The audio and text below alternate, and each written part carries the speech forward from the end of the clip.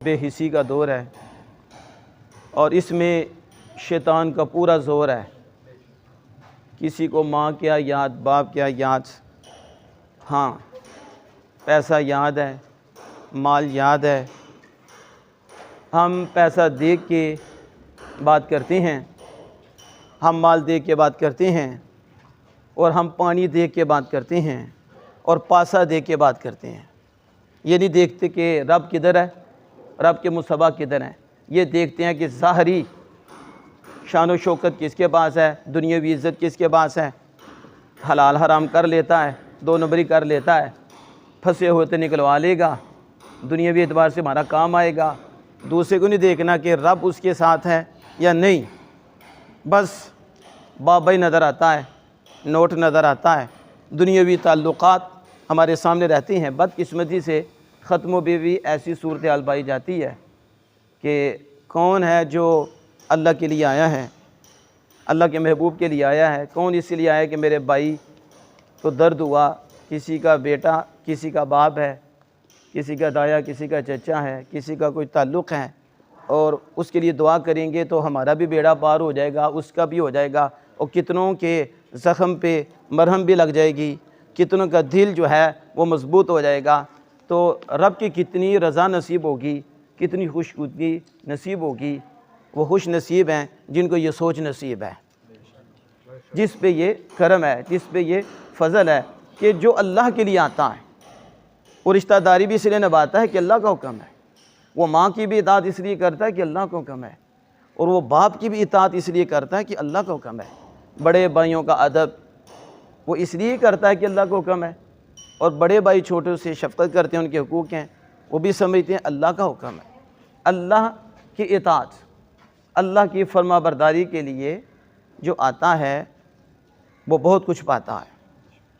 और जिसकी सोच में यही है कि पता चल जाए मैं आया हुआ हूँ, तो फिर उसने क्या पाना है। हो सकता उसे वो जिसके लिए आया वो भी ना मिले, रब तो मिले ही नहीं, और जिस दुनिया के लालच के लिए आया, मफाद के लिए आया, वो भी ना मिला, तो क्या मिला। असल जिसे रब मिला उसे सब मिल गया। इसलिए कोशिश करो अपनी सोचें पकीज़ा हो जाएं। फ़र्ज़ नमाज हम अल्लाह को हुक्म मान के आते हैं, उसे अदा करते हैं तो अल्लाह के लिए है, और बाकी जनाज़ा भी अल्लाह के लिए, और ये ख़त्म भी अल्लाह के लिए है। तो जिन्हें ज़ोहर नहीं पढ़ी वो किसके लिए आए, जिन्होंने फ़जर नहीं पढ़ी वो किसके लिए आए। गौर है, गौर करना चाहिए। जनाज़ा जाके कश्मीर भी पढ़ लिया तो फ़जर घर में भी नहीं पढ़ी, तो फिर उनसे पूछो आपने जनाज़ा किसका पढ़ा, किसका पढ़ा। मैंने तो यहाँ तक कहा था, मैंने कहा था एक का जनाज़ा पढ़ें या पिछलों का भी पढ़ें, अगले का पढ़ें या पिछलों का भी पढ़ें।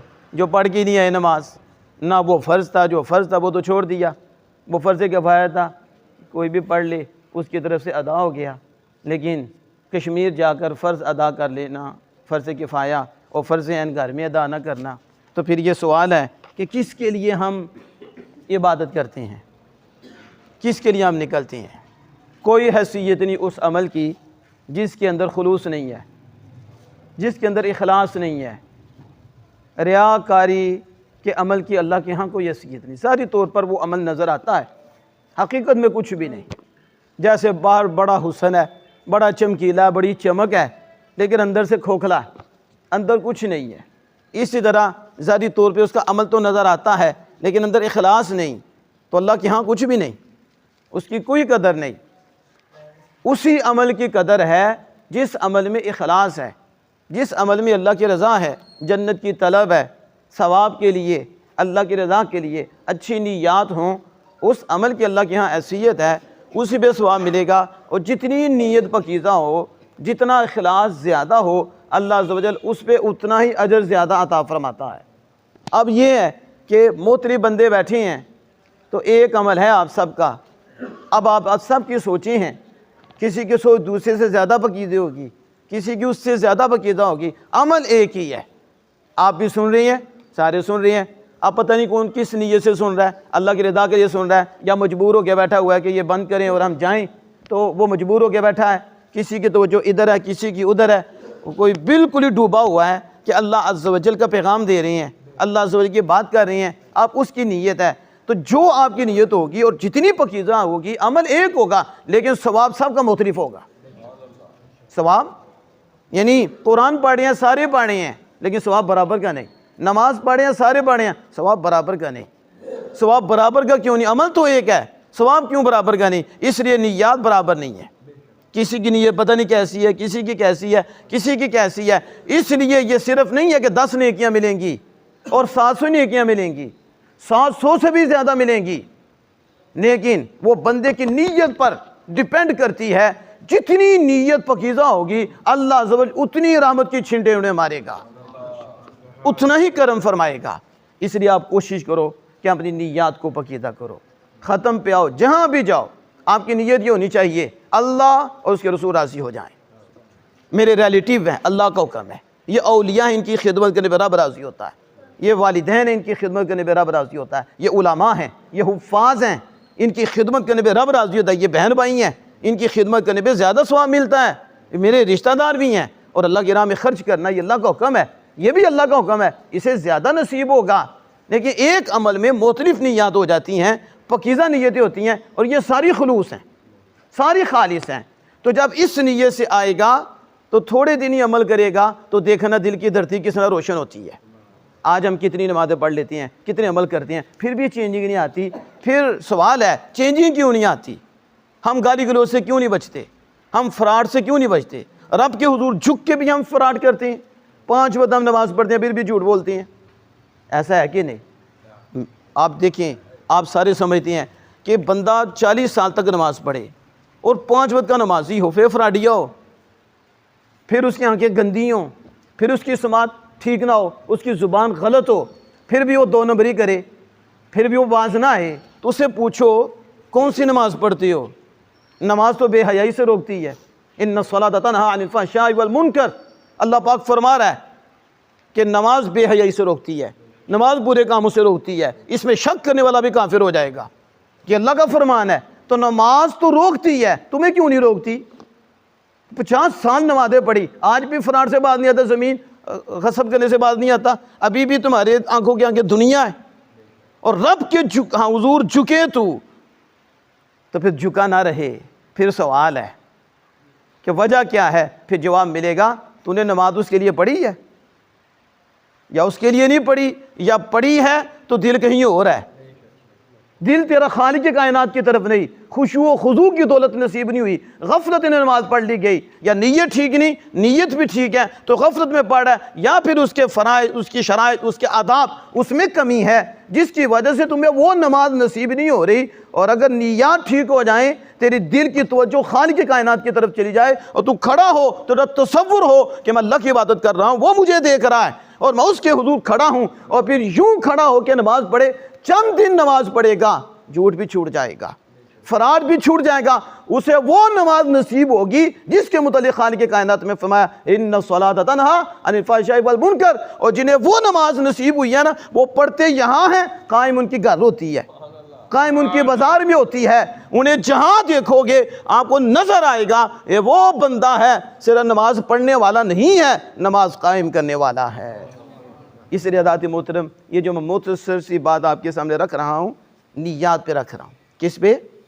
अब जब आपकी नीयत पकीज़ा हो जाएगी, सोच पकीज़ा हो जाएगी, बात बंदे की पहले सोच नहीं होती, जब मजमे में आते हैं फिर भी चेंज हो जाती है। ये भी अल्लाह का करम है कि मजमे में आया फिर वो अपनी चेंज करता है, या रास्ते में ही नीयत बदलती है फिर वो चेंज करता है, ना मैंने सिर्फ अल्लाह के लिए जाना है। आप देखें ये जो ख़त्म होती हैं इसमें कैसी सूरत हाल है।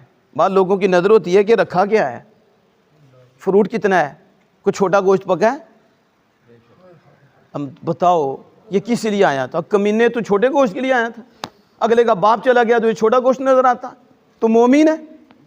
किसी का भाई चला गया तो ये छोटा गोश्त नज़र आता, तो शर्म नहीं आई, तो छोटे गोश्त के लिए आ रहा है, अभी भी छोटे गोश्त के लिए, मरेगा तो फिर क्या करेगा? तो अल्लाह के लिए तो आ ना, छोटे क्या हैं, इससे भी आला दौलते देगा, उसके लिए तो आप भाई का दिल तो जीत, फिर देख रब तुझे कैसी नेमत अता फरमाता है।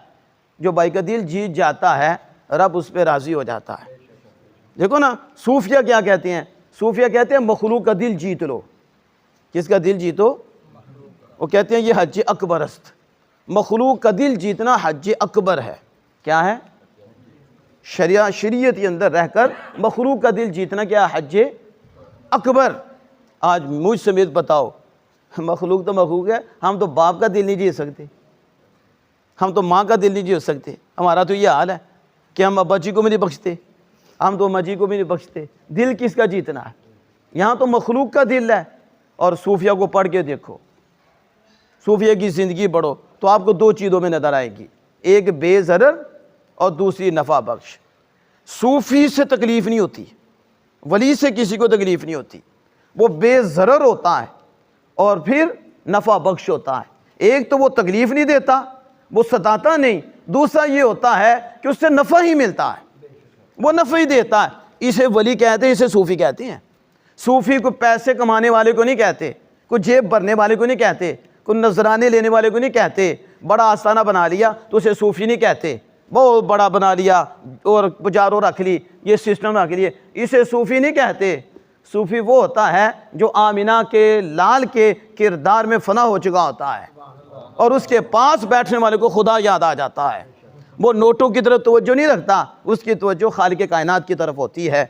इसलिए मेरे शाह साहब फरमाते हैं वो बेज़रर नफ़ा बख्श होते हैं कि उनसे तो तकलीफ़ नहीं होती और वो कोशिश करते हैं आने वाले को कुछ मिल जाए, ये खाली ना जाए। दुनिया के एतबार से भी उनके लिए दुआएं करते हैं, उखरवी एतबार से भी उनके लिए दुआएं करते हैं, मालिक इन पे करम फरमा दे, मेहरबानी फरमा दे, फजल फरमा दे। तो इसे सूफ़ी कहते हैं। अगर आप नफ़ा नहीं दे सकते तो कम अज़ कम इतना तो कर सकते हो कि आपसे किसी को तकलीफ़ ना हो, बेज़रर हो जाए। खैरुन्नास मन यनफ़उन्नास, मैं बेहतरीन शख्स वो है जो लोगों को फ़ायदा दे। ये जो आप आए हैं, ये जो ख़त्म का सिलसिला है, आज लोग उठ उठ के फतवे लगाने शुरू कर देते हैं, किसी को बस ये तो है नहीं। फतवा लगाना हमारे लिए तो आसान काम है, काफिर बना देना, मुशरिक बना देना, हराम, और पता कोई नहीं कि हराम क्या होता है, हलाल क्या होता है, दलील क्या है इसके ऊपर, मुमानत की दलील क्या है, कोई नहीं, कोई तमीज़ ही नहीं, जो चीज़ आए बस हराम। उधर देखो हराम, ये शिरक हो गया, ये कुफर हो गया। यानी इस तरह के हालात बन गए हैं फतवे पे फतवे। अब मेरे आक़ा दो जहां सल्लल्लाहु अलैहि वसल्लम खैरुन्नास मन यनफ़उन्नास, अगर कोई किसी को फ़ायदा नहीं दे सकता, मुझे बताओ तो कुरान और हदीस कहाँ छोड़ेंगे? आप जो यहाँ आए हो, आप किसी को कोई नहीं फ़ायदा दे सकते, तो फिर आए क्यों हो?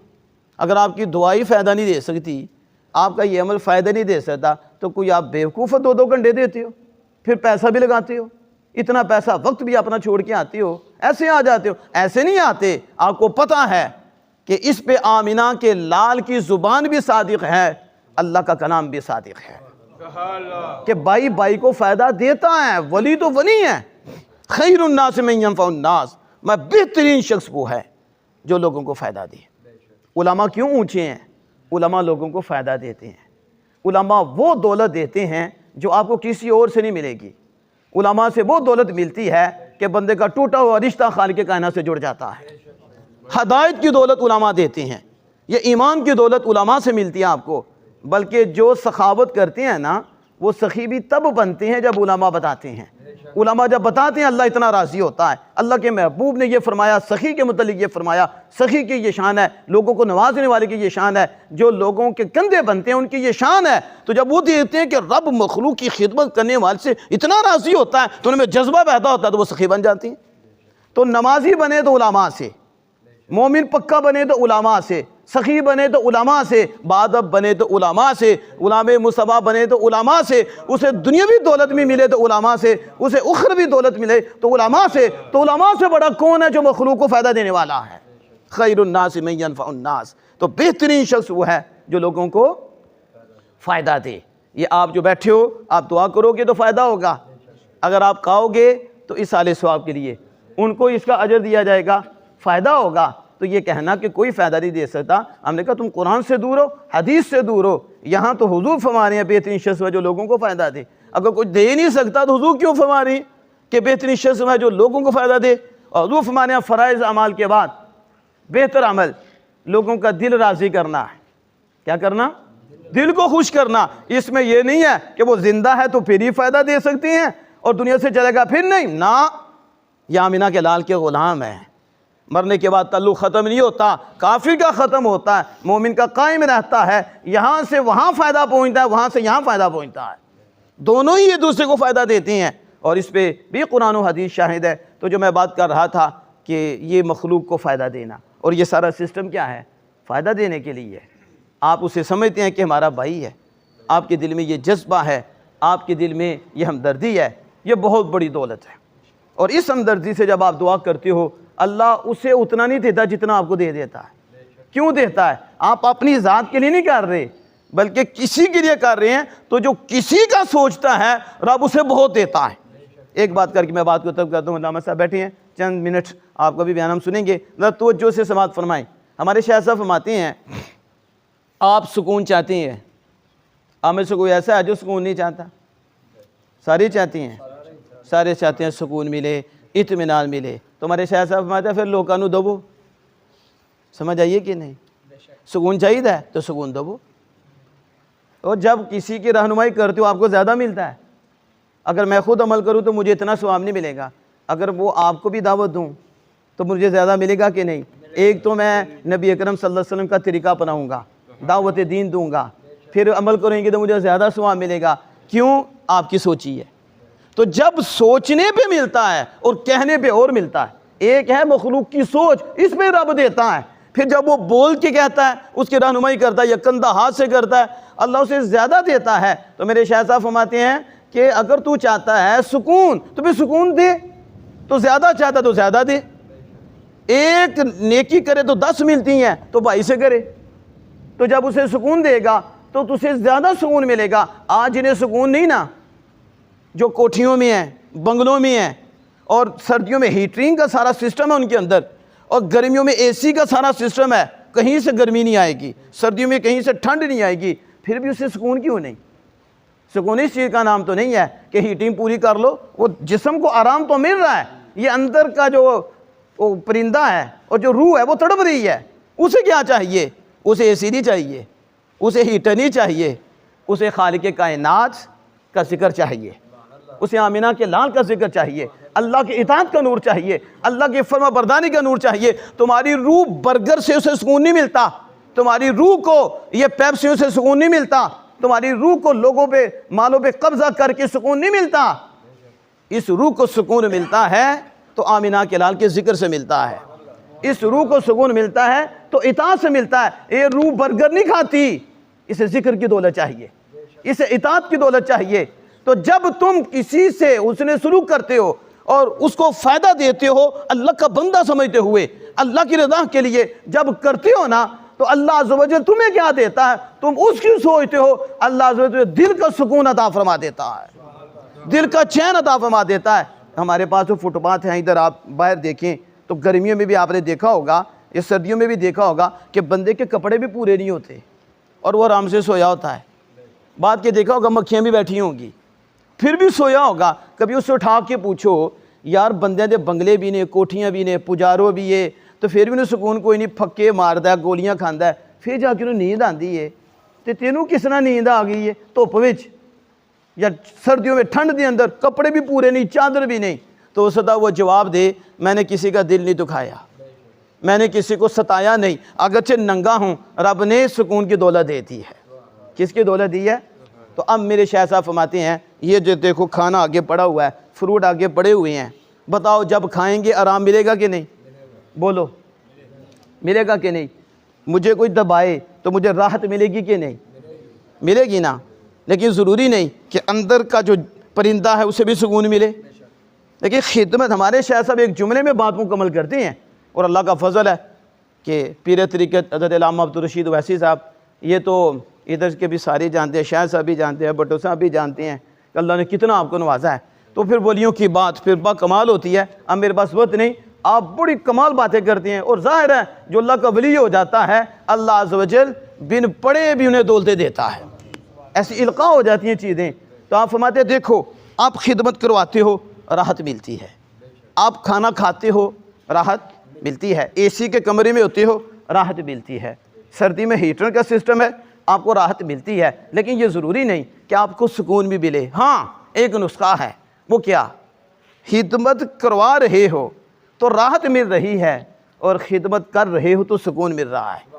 ये तुम खा रहे हो तो राहत मिल रही है, ये खिलाओगे तो सुकून मिलता है। मतलब क्या? मखलूक की खिदमत करो, मखलूक की एक जामे बात है। अगर तुम चाहते हो कि मुझे सुकून मिल जाए, मेरा दिल पकीदा हो जाए, मैं रब के करीब हो जाऊं, अगरचे ज़ाहिरी तौर पर इतनी टेप टाप नहीं, माल नहीं, ये मालो मता नहीं, लेकिन दिल की जो कैफियत ये ठीक रहे, इज़्तिराब की सूरत ना आए, बेचैनी ना हो, बेकरारी ना हो, तो भी मेरे शाह साहब फरमाते हैं फिर खिलाओ, फिर पिलाओ, फिर उसे नवाजो, उसका सहारा बनो, उसका कंधा बनो। सिर्फ ख़त्मों पे नज़र ना हो और ख़त्मों में दुआओं के नहीं, सिर्फ जनाजे में नज़र ना आए कि ये भी चचा ये भी ताया है, आगे पीछे भी नज़र आए और मौके मौके पर उसकी खिदमत करे और पता चले कि ये खुदा का बंदा है। फिर तुम्हें दुआ के लिए भी कहने की ज़रूरत नहीं, अगरचे कहना चाहिए लेकिन ज़रूरत नहीं। बिन कहे लोग उठ उठ के दुआएं करेंगे और वो चलते फिरते भी दुआएं करेंगे। अल्लाह भला करे, मुश्किल वक्त में काम आया था, परेशानी के वक्त में काम आया था, तो जब बताओ टूटे दिल वाले आपके लिए हाथ उठा देंगे तो सुकून नहीं मिलेगा तो और क्या मिलेगा। आप समझ आ रही है इसकी? तो इसलिए कोशिश करें कि अगर थोड़ा ही हो, नहीं आप माली तामुन कर सकते तो ज़ुबान से तो कर सकती हैं, ज़ुबान ही ठीक कर लें, प्यार से बोलें, हमदर्दी से बोलें। अब्बा जी हैं उनका अदब, बड़े हैं उनका अदब, छोटा भी हो तो ये जो लफ्ज़ है ना, ओए फलाने यहाँ, आप समझते हो आज अब्बा जी भी इस तरह ही बुलाती हैं। तो जब अब्बा जी बच्चे ने ओए तोए करके बुलाएंगे तो बच्चा क्या बुलाएगा? बच्चे की क्या तरबियत होगी? जब उसे कहा बेटा, बेटी, मेरा बेटा, मेरी बेटी, मेरा भाई, इस तरह ये सारे भाई हैं, इन्हें इस तरह बुलाया जाए ना तो आपके कदमों में पड़ जाएंगे। तो जब उन्होंने कहा ओए फलाने इधर आ, उसने करनी भी हो तो फिर भी नहीं करेगा, दिल टूट जाएगा ना। अंदाज ठीक नहीं है, बोलने का अंदाज ठीक नहीं, अगरचे दिल से ना भी हो लेकिन ज़ुबान ठीक ना हो तो अगला करने वाला भी हो तो इनकार कर देता, उसका दिल टूट जाता है। ज़ुबान के चुनाव अच्छे करो, इसलिए कि मखलूक का दिल जीतना है। क्या करना है? मैं इसी शेबे बात को ख़त्म करता हूँ। बड़े खूबसूरत अंदाज में एक शायर ने कहा था कि उठा के खुद ही चलना पड़ता है ये टूटा थका बदन फ़खरी, उठा के खुद ही चलना पड़ता है ये टूटा थका बदन फ़खरी, कि जब तक सांस चलती है कोई कंधा नहीं देता, कि जब तक जो ही फौदगी होती है ना तो कहते देगा साढ़े आनो। क्या अजीब बात, स्वाब मिलेगा, इसका नहीं है कि इन देगों पे स्वाब नहीं मिलेगा। तो जब वो जिंदा था, तड़पता था, उस वक्त देग भी ना लाते, बस मिल लेते, उसके बाद आके बैठ ही जाते, को दो प्यार के बोल ही बोल लेते। आपको नहीं ना पता कि जब मरीज़ की इयादत के लिए बंदा नियत करके चलता है ना, 70,000 फरिश्ते उसके लिए दुआ करते हैं। और सुबह से शाम तक, आप तो थोड़ी देर के लिए गए हो, तो सुबह से शाम तक, और रात को चला जाए तो सुबह तक, अभी जा रहे हैं, और जब पास बैठता है ना तो जन्नत में होता है। सिर्फ मरीज़ की इयादत है। काश हम दीन पढ़ लें, हमें पता चले कि मोमिन का दिल जीतना। अब मुझे बताओ, आप जब उसकी इयादत के लिए जा रहे हो तो क्या मान लेने के लिए जा रहे हो? वो तो मरने के करीब है, वो तो परेशान है, सिर्फ इसलिए जा रहे हो भाई है, रब राज़ी हो जाएगा। और जब आपको देखता है ना, बाप देखता, माँ देखती है, आधा खून बढ़ जाता है, मेरा बेटा आ गया, मेरी बेटी आ गई, मेरा भाई आ गया, मेरा रिश्तेदार। अल्लाह को इतना पसंद है कि मखलूक का दिल जीतना, कि अभी वो चला है तो 70,000 फरिश्तों की ड्यूटी लगा दी है कि इसके लिए मेरे हाथ दुआ इस्तिग़फ़ार करो कि मालिक इसे माफ़ कर दे, मालिक इसे माफ़ कर दे। तो बताओ और क्या मिलना है? तो ये शायर ने बड़े खूबसूरत अंदाज में कहा, उठा के खुद ही चलना पड़ता है ये टूटा थका बदन फ़खरी। जब ज़रूरत होती है उसे कोई नहीं आता। तो अस्पतालों में खजल होती हैं, अस्पतालों में तकलीफ़ें होती हैं, परेशानी होती है, डॉक्टर कौन से माफ़ करती हैं? कहता लाख रुपया लाना, 2 लाख लाना, ये भी टेस्ट है, ये भी टेस्ट है, ये भी टेस्ट है, ये भी टेस्ट है, ये भी फ़ीस है, इधर भी फ़ीस है, उधर भी फ़ीस है। उस टाइम कोई भी नज़र नहीं आता, इल्ला माशाअल्लाह वो परेशान होता है, माँ वो कभी उधर, कभी किसी के तरले कर्ज, कभी उधर, ये कोई नज़र नहीं आते। और जब फौतगी हो जाती है, अजी देगा 8:30, खाना 8:30, नाश्ता सुबह 8:30, नाश्ता सुबह। तो उनसे प्यार से पूछो, चचा जी, ताया जी, जब अम्मा जी ज़िंदा थे, अब्बा जी ज़िंदा थे, उस वक्त आप कहाँ थे? उस वक्त भी तो उसे ज़रूरत थी ना। अब वो दे की हैसियत नहीं है, अब ये नाश्ते की वो हैसियत नहीं। उस वक्त कुछ भी ना देता, उसे आगे प्यार से देख लेता। जो उस वक्त का मूल था ना, जो उस वक्त अल्लाह के यहाँ वक़्त थी, वो ये नहीं है। जिंदा के साथ करो, ये रस्म ख़त्म कर दो। वो क्या रस्म हमारी चलती है कि जिंदा नू डांगा तो मुर्दे नू बांगा। ख़त्म करो इसको कि जिंदों को डांगे नहीं, जिंदों के सहारे बनो। तो उस वक्त की वैल्यू जो है इस वक्त की नहीं है। उस वक्त जो आपने उसका कंधा बनना है, जो अल्लाह ने वो दौलतें देनी है, मरने के बाद उसने ये नहीं खाना। आप उसके लिए नहीं है, उसके लिए साले स्वाब है। जिंदगी में एक लुकमा दे दो, जिंदगी में उसका सहारा बन जाओ, फिर देखो तुम्हारा कौन कौन सा सहारा बनता है। फिर देखो अल्लाह कैसे गिरते को उठा लेगा, उसकी रहमत कैसे बुलंदो बाला कर देगी। इसलिए ज़ात मोहतरम, ये मैंने गुजारिश की आपके सामने, कोशिश करें हमारी नीयत पकीज़ा हो जाए, और ख़त्म पे भी कंधा बनते हैं तो इसके अलावा भी दीगर जगहों पे हम कंधा बने।